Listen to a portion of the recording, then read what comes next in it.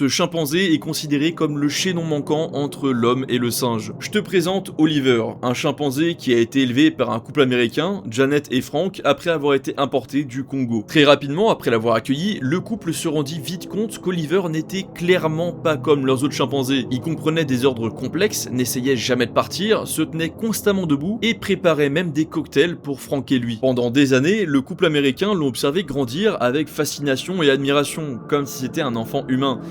Jusqu'à son adolescence. Lorsqu'il a atteint un certain âge, Oliver commença, comme tous les chimpanzés à cette période, à vouloir s'accoupler. Sauf que là aussi, Oliver n'était pas comme tous les autres chimpanzés. Il ne voulait absolument pas des femelles de son espèce, lui, il voulait Janet. Au début, ça commençait par des bisous et des câlins plutôt inoffensifs.